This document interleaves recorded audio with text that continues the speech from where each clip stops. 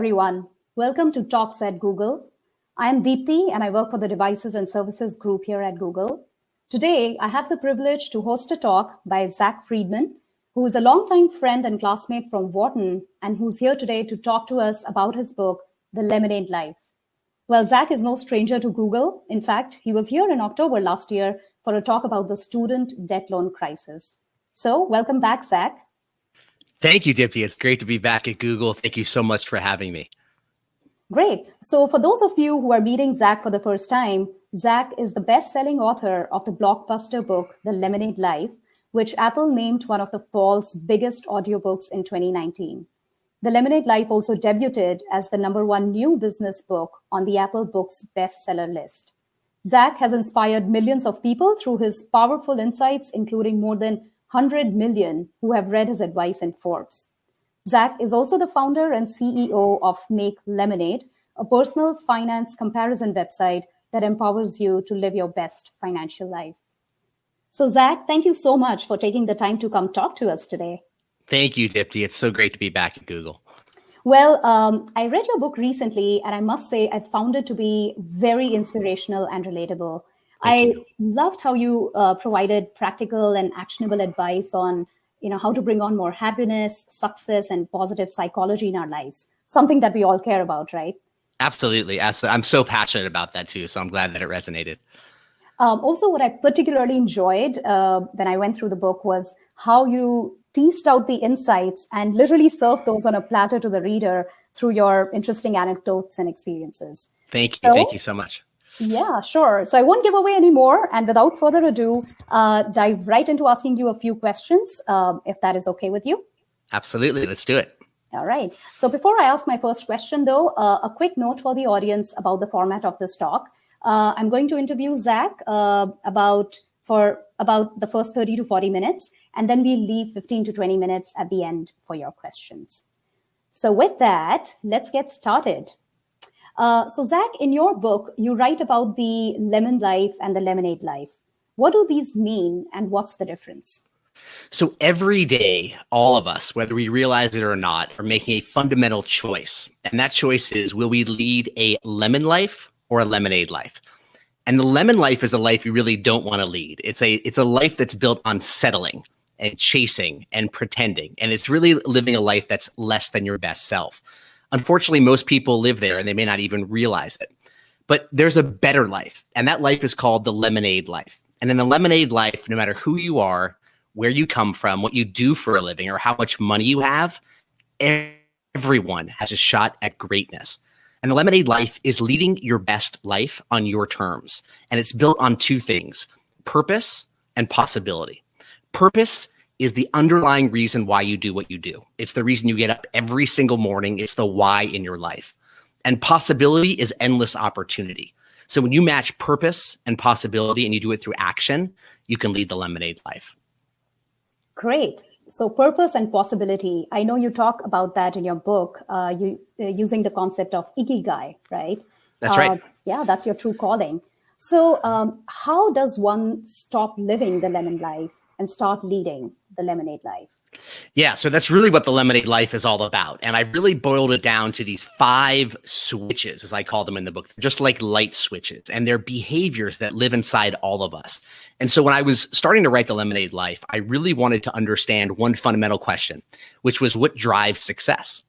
And as I started to study leaders in business and politics and sports and other aspects of life, I saw a lot of commonalities, and those commonalities really could be distilled down to 5 behaviors that really live inside all of us. And when you flip those 5 internal switches, it allows you to move from leading a lemon life, which we don't want to lead really because it's based on settling, to a lemonade life. And it's very easy to do. And I walk through in the book how to flip each of those 5 switches in detail.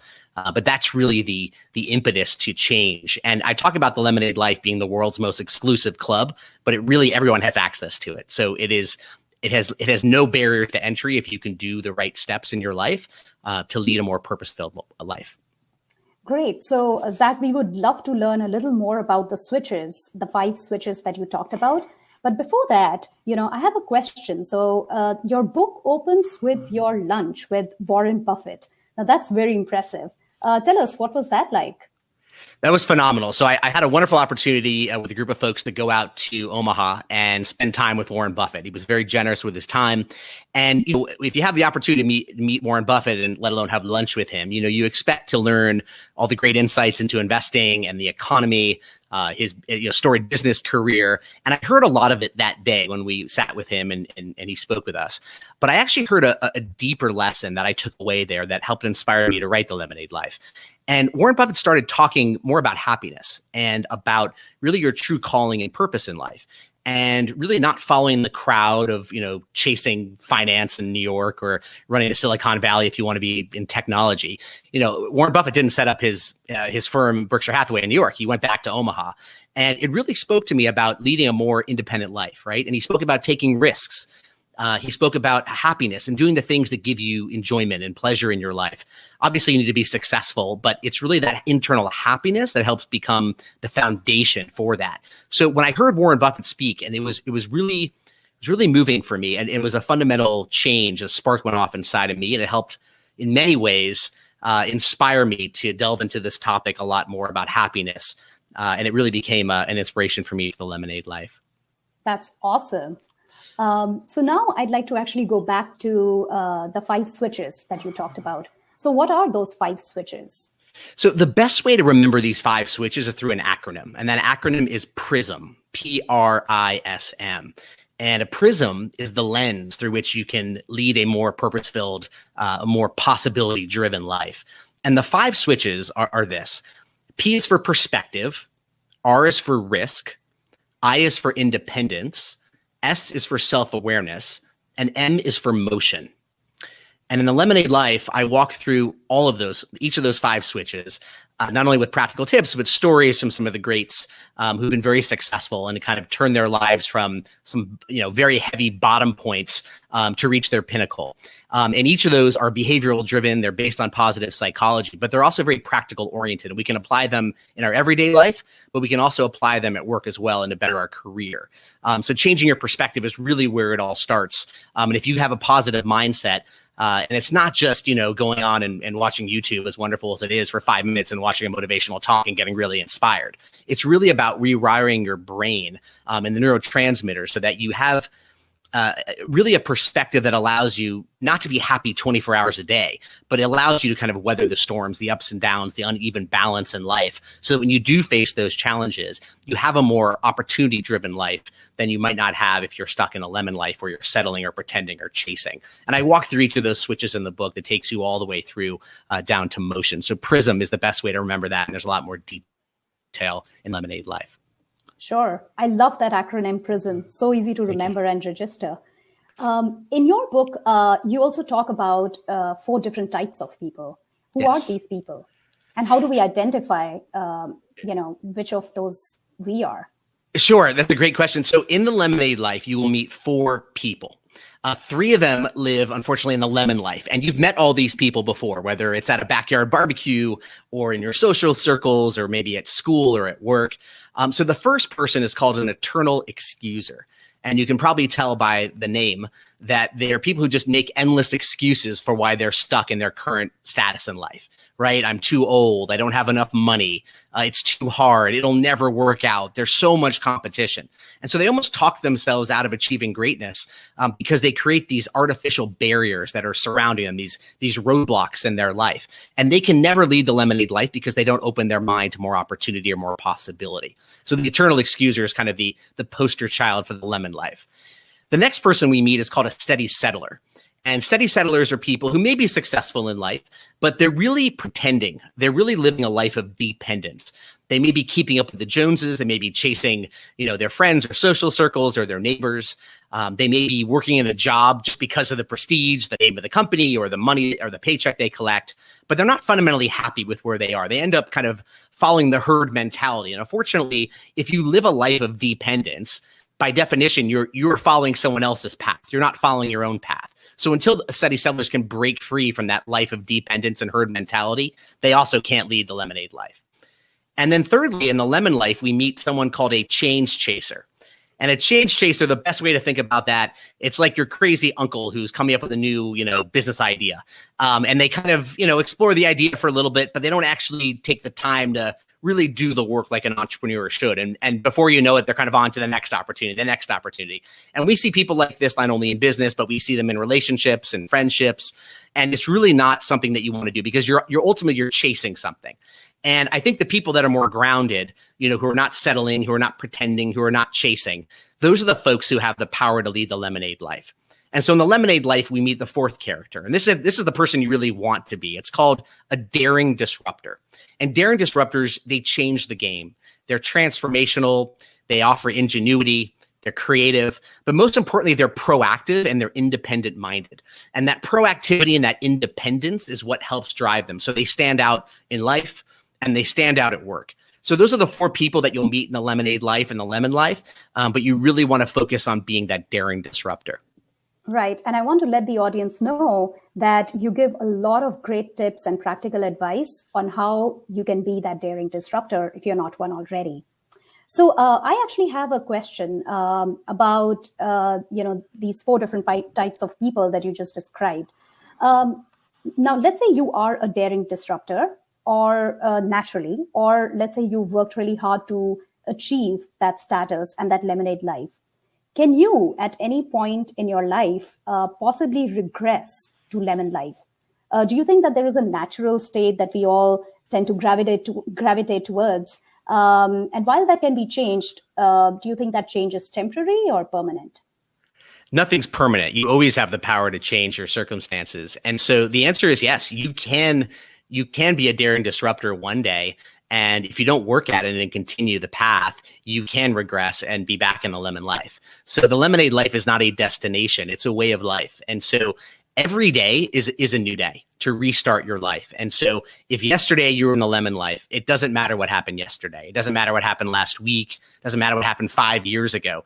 Every day is a new opportunity at greatness. And so when you wake up every day, every 24-hour period, it resets. So you have 365 days each year, 365 opportunities to lead the lemonade life. But if you don't work at it, if you don't keep flipping those 5 switches, honing your skills, honing things like self-awareness and independence and really modeling your perspective, yes, it's possible that you go back to being a change chaser, you go back to being a steady settler. So we constantly have to work on it, constantly have to reinvent, constantly have to push the envelope to lead the life that we want to live and become the people that we aspire to be.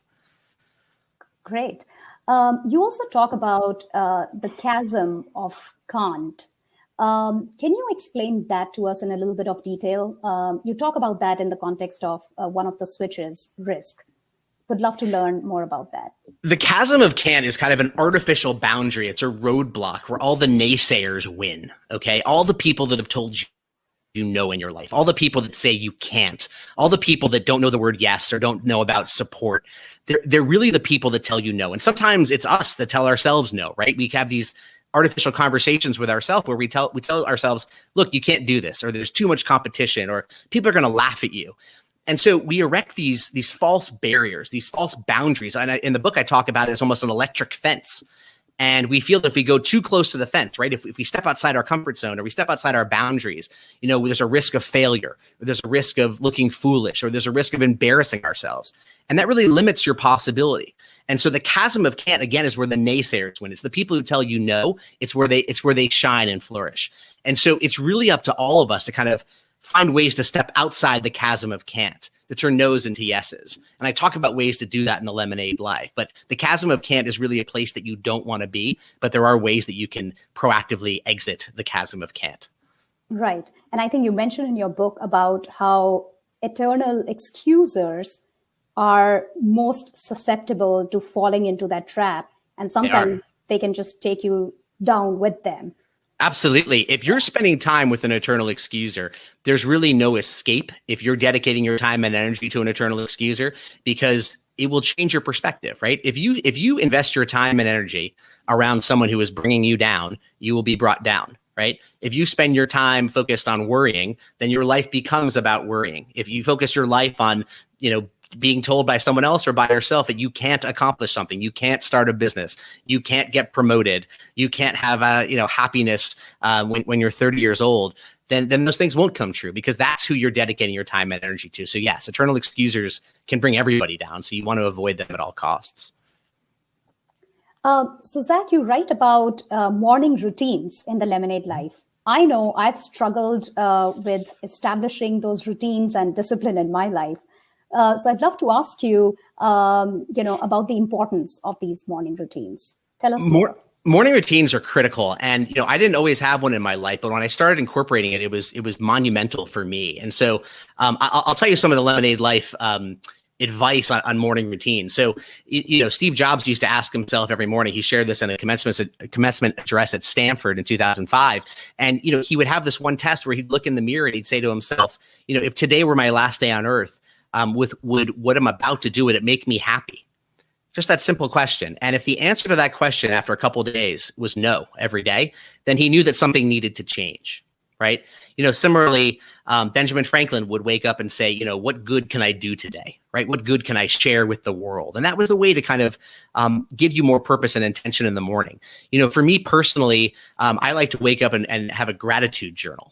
For those of you who aren't familiar, this can be a notebook where you write down 3 things for which you're grateful every morning. They don't have to be monumental things. You can be thankful for your family. You can be thankful to be awake or alive, thankful for your job, thankful for a compliment you got yesterday. Whatever those are to you, if you take the time to actually write them down, don't just think about them. And then spend about 10 or 15 minutes reflecting on it and what it means to you, meditating, so to speak. That's something that I do every morning. I also pray after that. I find that to be very refreshing and fulfilling in my life. And when you take the time to do those things in the morning, it really sets yourself on a path, on a positive note, right? It gives you kind of a sense of purpose. It grounds you. You remember why you're here. It goes back to that why in your life. Don't grab your phone first thing in the morning. It's what everybody does, right? They grab their phone, they go on social media, they check their email. Don't do that. That's not the right way to start your day. And some people also want to have a nighttime routine. That's great too. Some people like to reflect in a journal at the end of the day too. That works just as well. But I like to do it in the morning. And I think everyone has their own routine. It could be meditation. It could be exercise. You could go for a run, go for a swim, or some other way that you can reflect. You can spend time with loved ones. Try to do that, incorporate it into your life, because it'll give you a lot more intention to start your day on a positive note before you tackle the challenges that might lie before you. Great advice, Zach. I know it's a challenge, but we all need to stay away, at least for some part of the day, from these buzzing, distracting devices. And yes, you mentioned gratitude. That is very, very powerful. I agree. And I liked how you mentioned that could be very meditative in itself. It's true. So some great tips. How about self-awareness? Self-awareness. Yeah, I mean, yes. Self-awareness. Please go ahead. Did you have a question about it? I was going to say, I know you talk about self-awareness in detail. That's, one of the key topics of discussion in your book. We'd love to learn more about that. So self-awareness is a term, obviously, everyone's heard before, right? But people take very little time to actually invest to understand what it means. So self-awareness is probably the most underinvested of the 5 switches, meaning people don't practice it as much. But I think it's the most powerful thing you can do. Why? It's really important and honest in the Lemonade Life that you understand who you are as a person. If people are afraid to do it because they don't want to look in the mirror and maybe find negative, blemishes, so to speak. But the people that invest the time and the energy to understand who they really are, really identify, here's what I'm really good at, and here's what I'm not really good at, right? Everyone wants to be great at everything, right? And they tell themselves that, they convince themselves that. And that can lead down a path to destruction, right? You might be chasing a job you're really not meant for, where you can't excel, opportunities at work that you think you can tackle, but maybe you can't.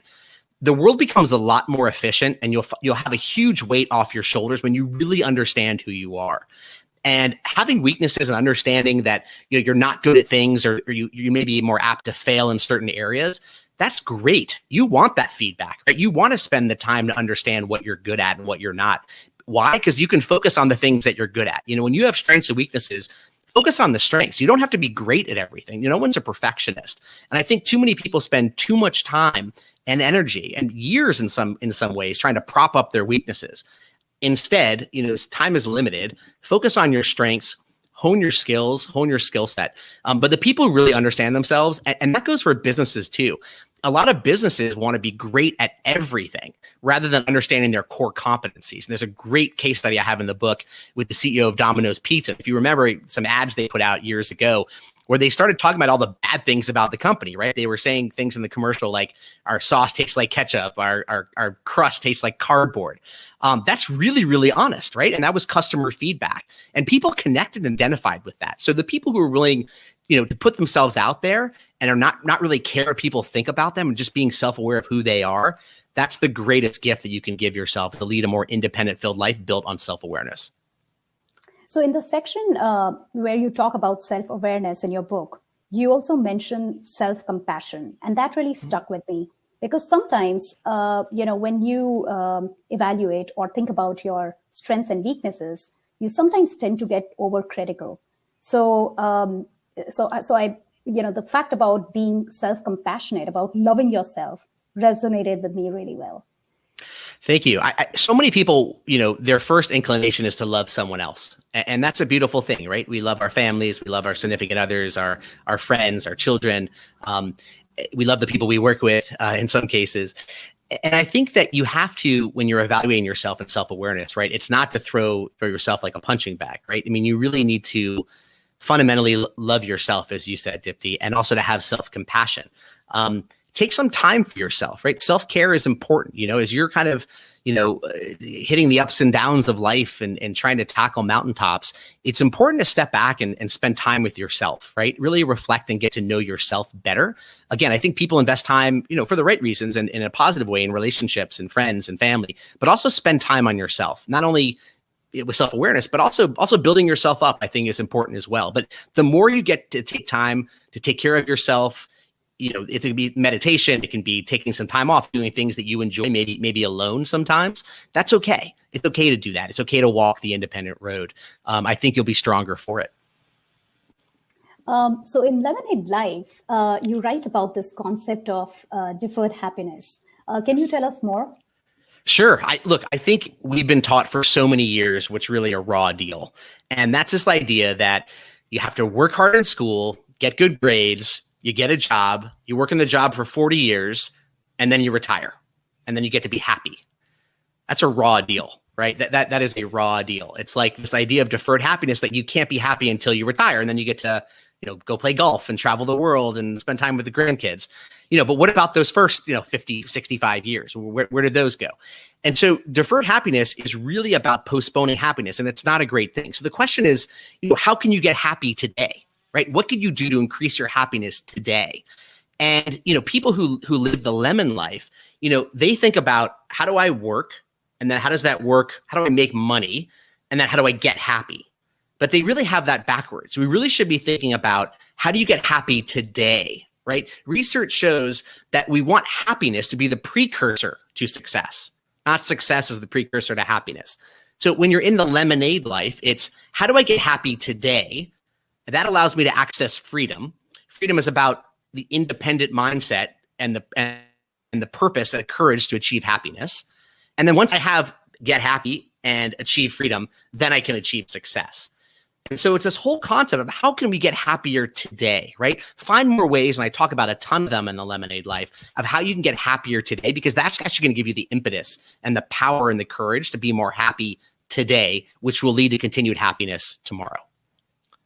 Right. So, we all know money today is more valuable than money tomorrow. So it's the same thing with happiness. Focus on your happiness today. It's more valuable than your happiness tomorrow. That's true. So what are some of the ways that you recommend that we can get happier? There are so many ways to get happier. One that I find really interesting that a lot of people don't think about. We all know that when we're happy, we tend to smile. But research actually shows the opposite is true as well. If you smile, like we're doing right now, talking, it actually makes you happier, right? It actually flips it on its head. That's what research has shown. And that goes for even a fake smile. It's called a Duchenne smile. Even if you just, move your lips and in the formation of a smile, it actually makes you happier based on your muscles in your body. So that's something that's important as well. I think another thing that makes people happy is really focusing on gratitude. And I spoke about that earlier. Gratitude is just, it's not just on Thanksgiving. It's really every single day of just appreciating what you have in your life rather than what you don't, right? Focusing on that abundance. It doesn't have to be monetary. It doesn't have to be materialistic. What do you have in your life that makes you happy? It could be your family. It could be your friends. It could be your job. It could be the flower patch outside your window. Find something in your life that gives you gratitude. I talk in the Lemonade Life about, the 7 wonders of the ancient world. And what are the 7 wonders in your life that make you feel grateful. That's a powerful thing. I think also buying experiences rather than things is really important, right? Building those memories. So, what's more important to you, the experience you had dog sledding in Alaska or the last pair of shoes you bought? I think those memories and those experiences are very happy driven as well. And then I would just mention two more I think are very powerful. In the Lemonade Life, I write about committing acts of kindness. So the more kindness we can give to others, it actually boosts not only their happiness, but also our happiness. So these are things like the next time you go grocery shopping, pay for the person behind you, right? It will obviously give them happiness to get, free groceries, but it will also give you happiness as well. We call that hedonic adaptation. It's the idea of getting more happiness from giving than actually receiving. And then similarly, you can actually write thank you notes. There's been research that have shown when you write someone a thank you note, just the act of writing it doesn't have to be a good thank you note. It doesn't have to be, fantastic prose. Just the idea of thanking someone, again, will give happiness and appreciation to the recipient, but it also, as the giver, as the writer of that note, will give you increased happiness. So those are some easy ways that you can get happier today. Yeah, that is great. We often think about helping others, and then we tend to think about, all the big things that we want to do for that person. Or sometimes we just think very narrowly about, maybe changing someone's life or changing someone's career as something that you can do for the person. But just as you mentioned, Zack, we can do it in small ways, right? Like you can just say a simple thank you and make someone's day, right? Just absolutely. Pay for the person standing behind you in the line at the grocery store, and absolutely, that someone's day. Absolutely, and also at work, give a compliment to someone for a great job. I mean, if you're a manager or a leader at work, you can't imagine how much that means to someone. So many people don't get any feedback at work unless it's their annual review, if they even have an annual review. And if you can just give someone a compliment, it literally builds goodwill and loyalty for weeks, if not months. So take the time to compliment people if they're doing a good job in your organization. I think that can also be very impactful. Great. So you talk about goals in your book. Now, having a goal is easy, but achieving them is the hard part. So what's the best way to set goals? So we've all heard about goal setting. We all have heard about goals. But as you said, yes, it's the process. I'm very focused on process in this book. And so another acronym for you to remember, which I think helps with goal setting, and that is SNAP, S-N-A-P. So I like when I'm ever setting goals, I like them to be, S is for specific.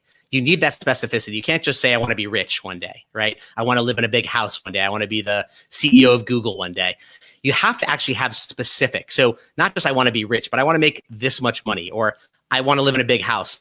What city, what state, what street do you want to live on? Have you seen the house before? The more specific you can talk about, it allows you to kind of make that vague dream into something that's much more tangible. You need that specificity. So S is for specific, N is for non-negotiable. Okay. A lot of us set goals, right? Everyone can write down a goal they want to achieve.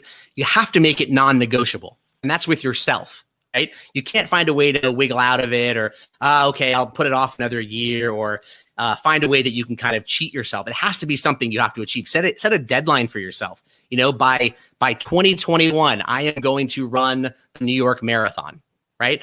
Be specific about it so it can't be non-negotiable, and set up the apparatus, set up the foundation for you to actually achieve that goal. So make it non-negotiable.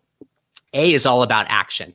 Okay. This is about building in the specifics. It connects to the first step, but it's actually, here are the action steps I am going to take to achieve that goal. It's not enough just to want something or to dream something. You have to put down the 10, the 20, the 30 steps that you are proactively going to take to achieve that goal. So that's SNA. P, and this is the most important, and it's a big theme in the Lemonade Life. P is for purpose. Okay. So many people forget this part when they're setting goals. Why are you setting this goal? Why is this goal important to you? Take the extra time to think about it. Are you doing this for yourself? Are you doing it for your family? Are you doing it to prove something to yourself or to somebody else? When you have that underlying purpose, again, the reason why you do what you do, it connects that goal to make it all make sense. You don't just want to run the New York Marathon. You want to do it because, it's a challenge you're setting for yourself, or you want to raise money for someone or an organization that's meaningful to you. So SNAP, make sure you remember that next time you're setting goals. Perfect. Speaking of goals, you encourage everyone to write themselves a $10 million check. Tell us why. I do. So there's a great story in the Lemonade Life about Jim Carrey, the actor. And Jim Carrey, when he first came to Los Angeles, things weren't going so well. Okay. He wasn't getting hired before we all saw him in the wonderful movies he's made. He was getting rejected by directors and casting directors and agents on a daily basis. And most people in that situation would feel defeated, right? They'd feel rejected. They'd feel failure. But what he would do is each night after having those slate of rejections, he would drive up in Los Angeles to Mulholland Drive. And he would have this conversation with himself, right? Almost that self-care we just talked about, that self-compassion. And he would tell himself these positive affirmations. He would tell himself, despite what happened during the day, how much directors loved him, how much casting agents, just thought he was hilarious. And he would tell himself every single night. And he decided to write himself a $10 million check. He didn't have any real jobs. He wasn't getting paid to be in big movies. But he post-dated it for 1995. This was several years prior. And his goal, very specifically, was to earn $10 million for a film by the end of 1995. And he kept it in his wallet, and every day he would look at it. And after working hard and getting some breaks on TV and later in movies, he was paid $10 million for a film that he made by 1995. And he was able to accomplish that goal. It doesn't mean it happens for everybody, but I do implore everyone to write a $10 million check to themselves. It won't cost you anything, and you can leave it in your wallet. Again, it doesn't have to be money oriented. Maybe that's not the big goal in your life, but something tangible that you can remind yourself. It may just be a note or a goal. You can put it next to your bed. You can put it up in your office. You can keep it in your wallet, but something you can hold close to you that you're working towards, and you can look at every single day to remind you of who you are, and then to remind you of your greatness. So I think that's a very powerful lesson that all of us can do on a daily basis. You never know, Zack, how many future millionaires you may have inspired today who may be writing a check to themselves as we speak, perhaps, even as a first step in their journey. Excellent. So in your book, you write that it's important to check your wolf pack. What does that mean? So all of us have a wolf pack, okay? These are the people, or you should have a wolf pack at least. These are the people that you spend your time and energy with. These could be people at work. They could be people in your personal life, in your relationships, whoever is kind of in your inner circle. And it's important to curate that wolf pack, to check that wolf pack, meaning, do an assessment of who you have around you. Who are you dedicating your time and energy to? We talked about eternal excusers. If you're dedicating your life and your time to people who are bringing you down, they're tearing you down from your greatness. Those are not people that you really want in your life. And that may sound harsh, but it's important because, Jim Rohn has said that, the great leadership and inspirational speaker has said that, we're the average of the 5 people with whom we spend the most time with. And it's really true. So you really want to build this team of people around you. Again, these are personal relationships, professional relationships, family relationships, people that are lifting you up, people who get you. It doesn't mean they're only feeding you positive things. They could be giving you, constructive feedback. But these are people you trust. Just make sure that you understand who you're dedicating your life to. And in the Lemonade Life, I talk about even taking that further. It's not just the 5 people in your life. It's the 5 foods you eat. It's the 5, shows that you binge watch. It's the 5 books you read. It's the 5, movies you watch. Make lists of 5 of the things you're doing in your life. You'll get a great snapshot of how you're spending your time and energy. And then you can curate and adjust accordingly so you can build the life that you really want. So you're directing and optimizing your time and energy towards things that lift you up and move you closer to creating the Lemonade Life. Great. So what's the best way to apply the Lemonade Life to win at work? There are so many ways to win at work. I talk about this idea from the Greek alphabet, right? Which is the first 2 letters, which are alpha and beta. And I don't want to get into the complexities of the financial aspects of that, but you can read in the Lemonade Life the details. But basically, a lot of people, when they look for a job, are chasing what's beta. It's really the volatility. They go after the job itself relative to other jobs. So if their friends are flocking to Wall Street in New York, they say, okay, that's where I need to be. That's where everybody's going. That's the hot industry. I need to go work on Wall Street. Similarly, on the West Coast, folks who want to make it as an entrepreneur in the tech world, they head out to Silicon Valley or to Mountain View. So they can join Google. And that's great. And if that's what you're meant to be, that's fantastic. But don't just do it because the job sounds amazing. That's what beta is. You don't want to chase beta like a change chaser. What you actually want to go for is alpha. Alpha is all about outperformance. It's actually about your personal outperformance. And it says that it doesn't matter what the job is. It matters where you can outperform. So you don't have to work in the hot industry. And this goes for starting a business. You don't need to come up with the $1 trillion idea that's going to change the world. If you can, Congratulations. But you can look at any single industry and find a way to disrupt it, right? With a small change, a large change. So really focus on outperformance for yourself, because that's where you're going to shine, no matter the type of job, no matter the industry, rather than just chasing what the herd mentality does. So focusing on the alpha and beta. And then connected to that is another concept, which is to apply your edge. All of us have an edge. It's something that we are fundamentally good at and perhaps better at than other people. And it doesn't need to be these big, glorious things. It can be small things that you're better at. And whatever that edge is, make sure it shines at work. Make sure you bring it to the forefront. And again, you don't need to be the team leader. You don't need to be the star of the game, but you find ways that you can contribute, sharing that edge. And I talk about a lot of examples of how you can do that, from billionaire entrepreneurs who've gone on to build some of the largest skyscrapers in New York to the founder of Gap. There's a great story about Alibaba and Jack Ma, how he was able to kind of look outside his traditional comfort zone in his world to find new opportunities beyond. And that's another thing that you can do at work.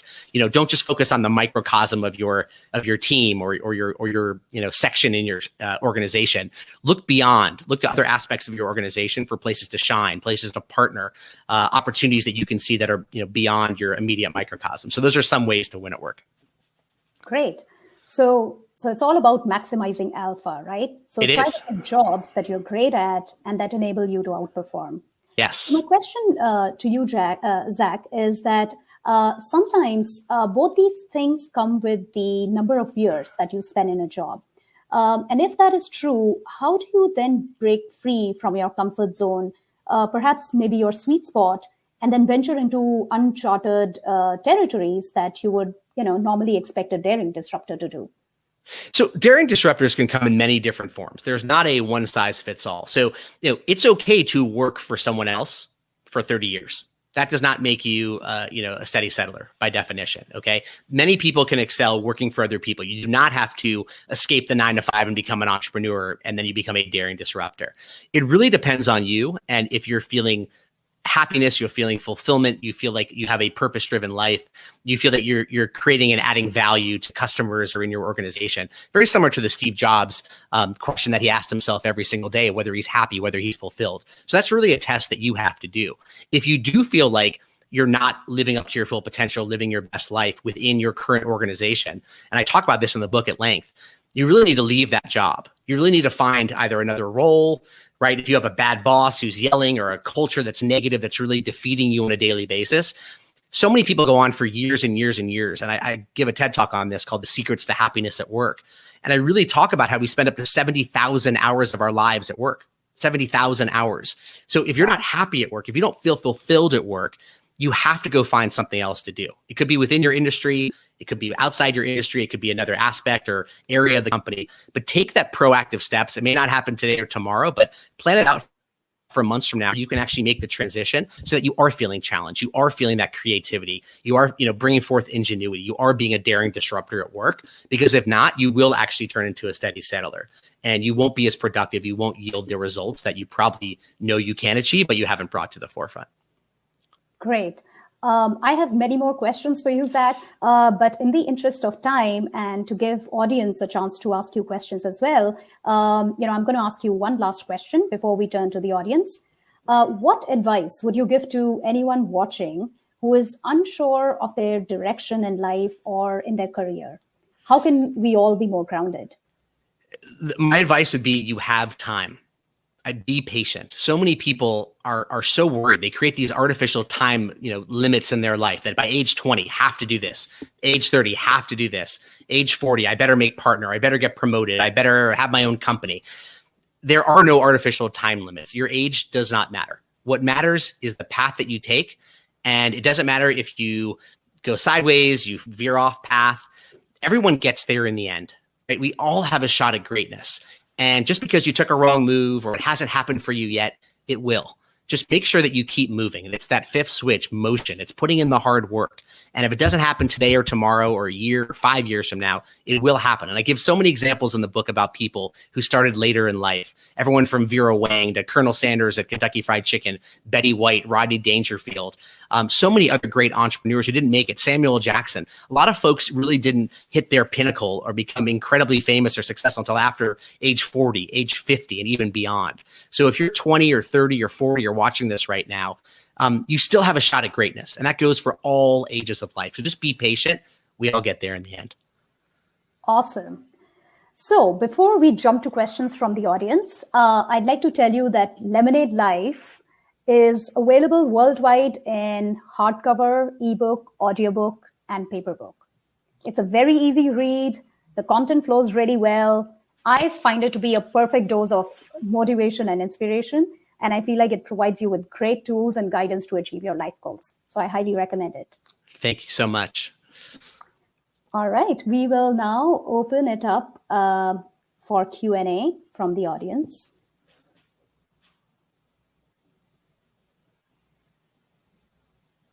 All right. So we have the first question here from Animesh Pathak. From a contrarian's point of view, do you suggest to rewrite your promise to yourself while doing self-awareness check? Thank you for the question. Yes, I think it's important to actually continue self-awareness. This is not a one-time test where you check yourself out and say, hey, this is what I'm good at, this is what I'm not good at. Self-awareness is a continual understanding of yourself. And over time, we all change, right? We grow older, we have different perspectives, different preferences. And it's important to understand truly who you are throughout your life. And so making a promise at age 20 or what your goals would be, those may change a year later. They may change 5 or 10 years later. So yes, it's okay to continue that self-awareness. It's okay to update your promises to yourself or the goals that you set. This should be an iterative process, not really a one-time situation. So great question. But yes, it's important to continue the self-awareness and continue updating your goals and your promises to yourself. Keep your promises, but it's okay to update them and add to them over time. Great. We have the next question from Peter. What advice do you have for high schoolers approaching college?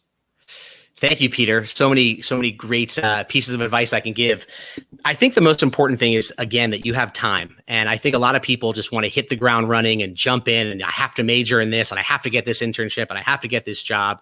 Take some time to really understand, again, who you are. It's hard for someone that young, if you can do it, to really focus on self-awareness. But I think if you apply the lessons and the tenets in the Lemonade Life, anyone at any age, including at high school, including in college, can start to really understand who they are. Take time in college to understand really what you're good at. That may be taking, classes that you think you're going to major in, but you actually end up not liking it and you find something new.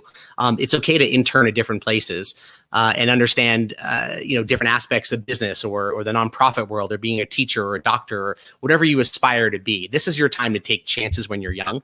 And that can happen even after college. You don't have to find your dream job at age 22. You can take time to start a business, to work for somebody else, to change industries. That's really your time to experiment and to understand who you are and what you're good at.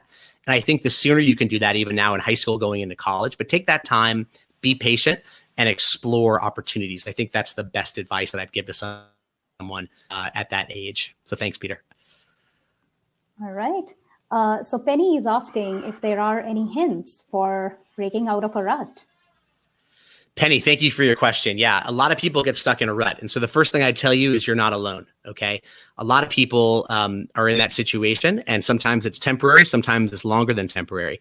I think the best thing to do is to start flipping these 5 switches. And so it's really about, as I talked about earlier, rewiring your brain. And I think it doesn't mean that you're happy all the time, but it's really reminding yourself of your greatness. I mean, I truly fundamentally believe that everyone has a shot at greatness. And it may not be knocking on your door and be right in front of your face that you're seeing it every day because you might not see those results. But I do believe that if you can orient yourself towards a more positive outlook, right? Incorporating some of these things of positive psychology, the things about kindness and about happiness and about gratitude. I think those are ways to continue your happiness. Focus on the things that you do have in your life, not what you don't. A lot of people get in a rut because their friends have something they don't, or their families are succeeding in work and they're not. Focus on the things that you do have that they don't, right? Or just focus on the things that you have. It doesn't have to be a comparison, right? Focus on the value that you've added or the things that you've accomplished, whether it was today or it was 5 years ago. Anything that you can do to kind of build that momentum. And, it doesn't matter where you are today. I'd really focus on tomorrow and the next day. Because again, in the Lemonade Life, it's 365 opportunities each year to shine. And so if you're in a rut today, tomorrow it resets. And so focus on some of these techniques that we've talked about. And the Lemonade Life has a lot more of ways that you can bring happiness into your life and kind of move away from either being an eternal excuser or a change chaser or a steady settler, and even identifying what those underlying issues are. I talk a lot about habits in the book too, and ways that we can break bad habits and move them towards more positive ones.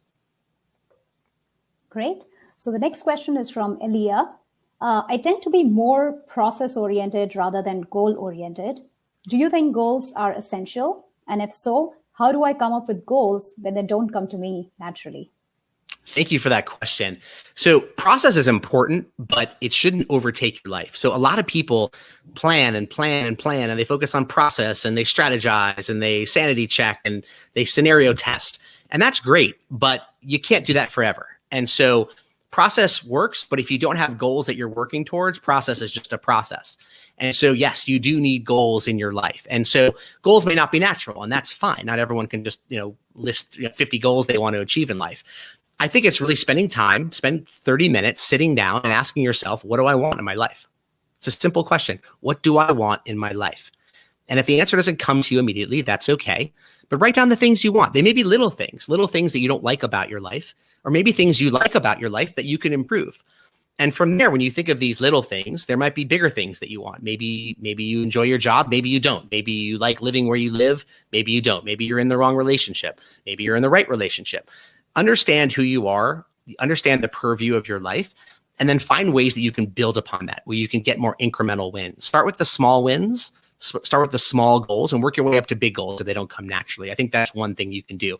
But don't let process, which is very important, but don't let process overtake goals. You need goals and you need something to work toward, because again, it's all about a purpose-driven life. And then once you have those goals, absolutely, process counts, and you should have the right process. And this goes whether you're running a company or you're in your personal life. Next, we have a question from Laura about self-awareness. Self-awareness is a broad term. How do you recommend to develop it and stay true to yourself and not the environment? Laura, thank you. That is a great question. Self-awareness is a broad term. You're right. And it's really, I walk through in the Lemonade Life very specific things that you can do to understand yourself better. One of the things you can do is to really do something that's, I call a P-SWOT in the book. There's a SWOT analysis, which you may have heard about in business. It stands for strengths, weaknesses, opportunities, and threats. And you can basically do it on a personal level. And it's really just taking a matrix on a piece of paper, 4 boxes, one for strengths, one for weaknesses, one for opportunities, one for threats.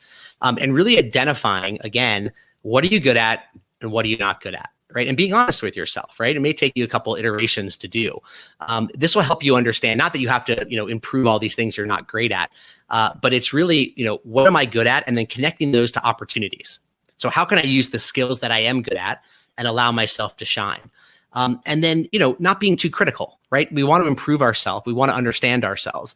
But I think a lot of people are chasing, what they think they should be or the person they think they should be rather than who they're meant to be. And I think when you can break that artificial dependence, it allows you to kind of walk a better path of independence. And that's what we all want. It doesn't mean we're walking a lonely road and we're kind of a solo artist on a trapeze wire, but it means that we're independent minded. Right? We make our own decisions. We make our own choices. We live with those choices in a responsible manner, but we're not living our life based on someone else. So spend the time to practice it. It doesn't come to everybody immediately, but understanding who you are will help you care for yourself better. And it'll actually improve your relationships with other people as well, because you'll understand yourself better and what you want. And that allows you to give to others and help others more so than you may have been able to do before. Next, Rini has a question regarding understanding who you really are. How do you differentiate between enjoying something because you can do it well, that is over repetition, versus something that truly reflects your aptitudes? Thank you so much for that question. That is a great question. Look, it's okay to enjoy things and to do them over and over. That's really having pleasure and things that we can do in repetition. Those are positive things. But if you're doing it just because it's easy or it's in that comfort zone, that's where it can get a little trickier, a little dangerous, right? I think it's okay to do that. Look, happiness is about the pursuit of pleasure and things that we enjoy, right? But it can also be about things that we're good at. And if we want to take risks, and I talk about risks, it's the second switch. How do we take more calculated risks? And a lot of that is built on our strengths. So we can take better risks where we look at risk and reward based on the things that we're good at.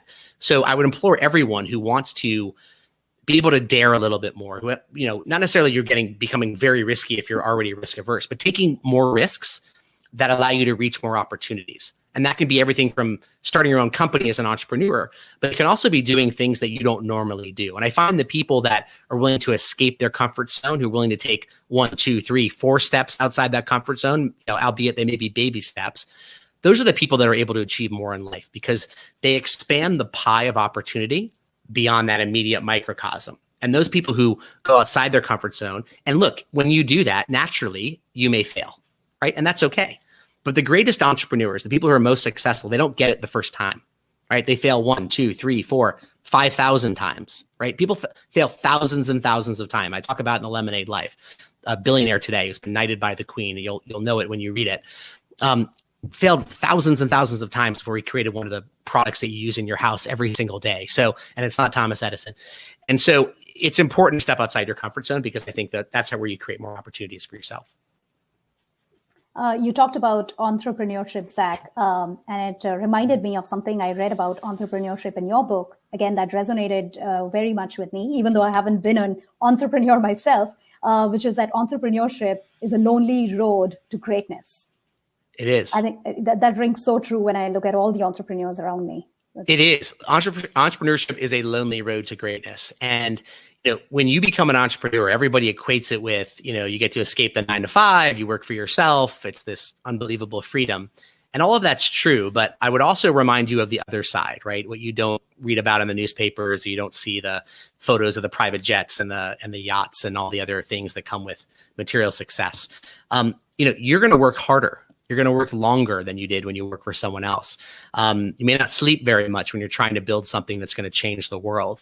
And I would just remind you of the other side of entrepreneurship. I'm an entrepreneur. I'm a CEO, and I love what I do. I wouldn't want to be doing anything else but what I'm doing right now.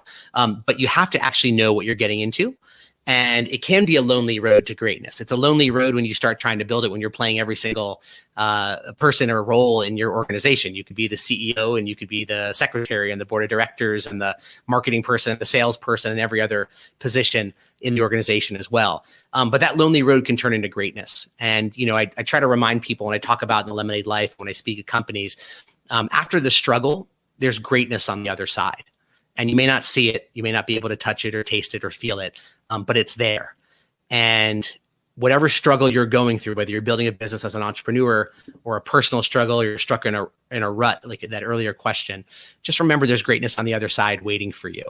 And it's just about climbing over that mountaintop, and eventually you will get there.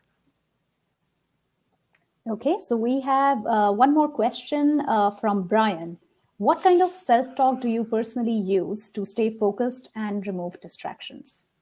Yeah, thank you, Brian. I talk a lot about distractions in the book and this idea of noise. And, all of us naturally are going to hear noise, right? There's the noise we hear outside, but there's also a lot of people who are going to be, pulling and pushing for your attention, right? It's everything from, come over here and work in this job or work in this field, or, you can't do this or you can't do that. Everyone has an opinion of what you should do with your life, right? It goes back to that idea of an eternal excuser. So noise is constantly around us. There's competitors in life. There's competitors in business.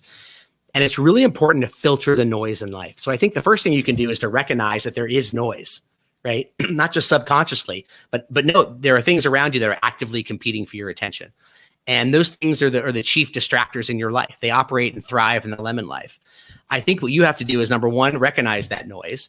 And number two, replace it with things that you're really focused on. So if you're focused on building a business or, focused on a relationship that you're trying to build, use that as your impetus, right? Like you need to have laser focus on building that and not be, pulled in different corners.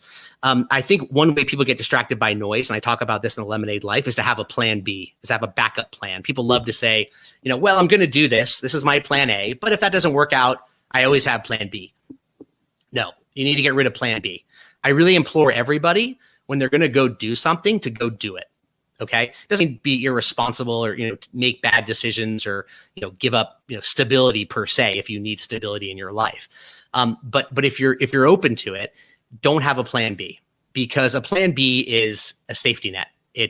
You'll have, one foot in plan A and one foot in plan B. And it just, you're not going to try as hard. You're not going to be all in. And it's so important in Lemonade Life to be all in when you do something.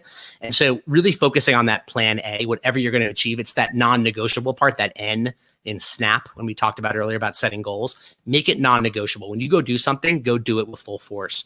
And I think you're going to get the full effect as the result. I think that's another way that you can kind of fight the traction and distractions of noise. Great. Thank you, Zack. I think those are all the questions we have from the audience today. So before we wrap it up, maybe I can ask you one quick question. Is there anything next on your list of milestones that you would like to share with us today? Yeah, I continue to work on many things. The Lemonade Life, obviously, I'm so grateful for readers around the world. The paperback is coming out August 4th. So I would encourage you to grab that along with the hardcover, which I have right next to me, which is here. And the ebook and the audiobook, you can get it at bookstores everywhere, online, in person, independent bookstores. Also download the audiobook. It's going to be translated, Lemonade Life, into several different languages around the world. So I'm very grateful for that as well. And you can find more information at lemonadelifebook.com. You can also read me almost every day in Forbes, where I'm very grateful to have over 110 million readers.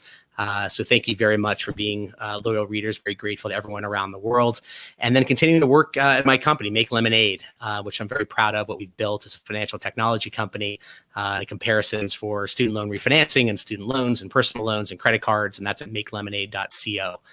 So it's exciting and very grateful to be with you, Dipti, as well here at Google. Absolutely. Thank you so much, Zack. And we wish you all the best in your future endeavors. And I really want to thank you on behalf of all Googlers for sharing your wisdom and knowledge with us. I hope many Googlers were just as inspired as I was with your talk today. So thank you. It was an absolute pleasure to have you. Thank you. It's such an honor to be here. Thank you to everyone at Google. Thank you, Dipti, for hosting this, and to all the Googlers around the world. Thank you very much for having me. Feel free to reach out to me on social media. I love speaking with folks around the world, and I'll be happy to answer anything else you have, and let me know what you think about the Lemonade Life. Can't wait for you to read it and listen to the audiobook. Great. Go get your copy.